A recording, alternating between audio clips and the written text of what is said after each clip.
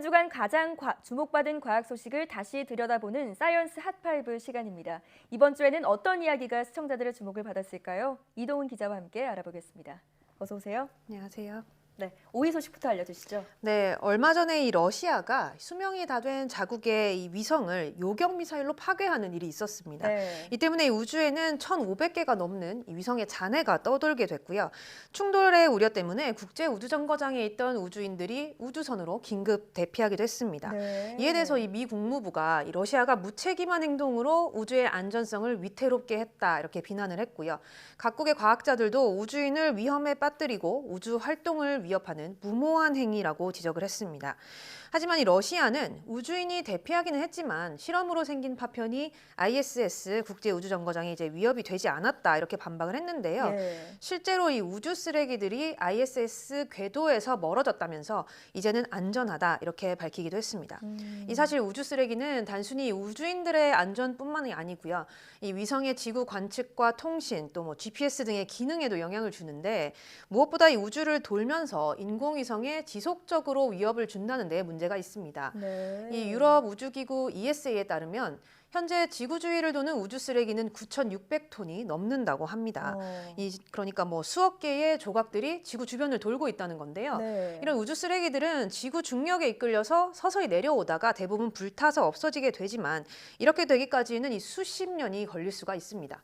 ESA는 우리가 일상에서는 느끼지 못해도 이 통신과 뭐 일기예보 또 이 GPS까지 많은 서비스를 우주에 의존하고 있는 만큼 이 우주 쓰레기가 증가할수록 인류의 우주 이용도 점점 위험해질 것이라고 경고를 했습니다. 네, 이게 우주 발사체를 개발하는 것도 중요하지만 이후에 어떻게 관리하고 또 처리를 하는지에 대한 연구도 있어야겠네요. 자, 다음 4위 소식은 뭔가요? 네, 뭐 조금은 다른 이야기입니다만 이 우주 개발과 관련을 해서 국내에서도 이번에 주목할 만한 소식이 있었습니다. 네. 이 미 항공우주국 나사가 이 2024년에 발사하게 될 달 착륙선에 우리나라가 만든 우주 환경 모니터가 실리게 된 겁니다. 이 루셈이라는 이름의 이 장비는 일종의 센서라고 보면 되는데요. 네. 이 달 표면에서 50kJ 전자볼트 이상의 고에너지 입자를 검출해낼 수가 있습니다. 지금까지 우주 공간과 달 표면에서는 이런 고에너지 입자가 나오는 것으로는 알려져 있었지만 이 입자들이 뭐 우주인의 건강이라든가 우주선에 주는 영향은 아직까지 검증이 되지 않은 상태인데요. 이 루셈은 이전에 측정된 적이 없는 이 50kJ 전자볼트 이상의 입자를 관측을 하고요. 이걸 통해서 이 대기가 없는 천체에서의 어떤 우주 풍화 작용이 어떻게 일어나는지 또 이 지구 자기권과 달의 상호작용은 어떤 영향을 주는지에 대해서 아주 다양한 연구에 도움을 줄 예정입니다. 네. 이 루셈은 현재 한국천문연구원과 경희대 연구팀이 함께 개발 중인데 시제품인 공학 모델의 제작까지는 마친 상태고요. 앞으로 인증 모델과 비행 모델도 차례대로 만들 계획입니다. 네. 우리나라 기술로 만든 이 장비가 이제 달 탐사에 있어서 정말 중요한 역할을 하게 될 텐데 성공적으로 개발이 됐으면 좋겠네요. 네. 다음 3위 소식은 뭔가요? 네, 최근에 후쿠시마 제1원전의 운영사인 도쿄전력이 원전에서 발생하는 오염수를 해양에 방류해도 환경에 미치는 영향은 극히 적다. 네. 이런 내용의 보고서를 발표를 했습니다. 이 도쿄전력은 후쿠시마 제1원전에서 발생하는 오염수를 다핵종 제거 설비, 즉 이 알프스라는 장치로 정화해서 원전 부지 내에 있는 저장 탱크에 보관하고 있는데요. 이 오염수를 바닷물로 희석해서 방류해도 사람과 환경에 미치는 영향이 극히 미미했다 이렇게 밝힌 겁니다. 네. 구체적으로는 이 현지 어민의 피폭량이 연간 최대 0.00031 밀리시버트, 그러니까 기준 한도인 1 밀리시버트를 크게 밑돌았다고 했고요. 또 이 방류 지점 주변 해역의 이 해산물에 대한 피폭량도 이 국제 기준과 비교하면 6만 분의 1에서 2만 분의 1 정도로 미미했다는 게 이 도쿄전력의 설명입니다. 네. 근데 뭐 아시다시피 도쿄전력은 물론이고 일본 정부가 이런 내용의 조사 결과를 내놓은 게 어제 오늘의 일은 아닌데요. 그렇죠. 네, 이번 발표에 대해서 이 한국원자력안전위원회는 이 도쿄전력이 오염수의 해양 방류를 전제로 이렇게 보고서를 내놨다는 것 자체에 대해서 유감을 나타냈습니다. 또 이 도쿄전력이 후쿠시마 원전 오염수 처리를 뭐 당초 계획대로 잘 진행될 것이다 이렇게 가정했다면서 네. 이런 해양 방류의 불가피성에 대해서도 충분한 설명이 없었다고 비판을 했습니다. 사실 뭐 지금까지 오염수 방류와 관련해서 일본이 일방적인 모습을 이제 보여줬을 때 이번 연구 결과도 주변국들이 그대로 받아들이기에는 조금 어려움이 있지 않나라는 생각이 드네요. 자, 다음 2위 소식은 뭔가요? 네, 이제 뭐 코로나19 얘기를 안 할 수가 없는데 네. 우리가 요즘 흔히 하는 이야기가 이 뭐 화이자 맞았냐, 모더나 맞아요. 맞았냐, 네. 네, 이런 얘기들 하잖아요. 최근에 이 가장 많이 언급하는 회사 이름이 있다면 아마 이렇게 코로나19 백신을 만들어서 파는 회사들일 텐데요. 네. 그만큼 이들이 이 백신으로 벌어들인 수입도 막대한 것으로 나타났습니다.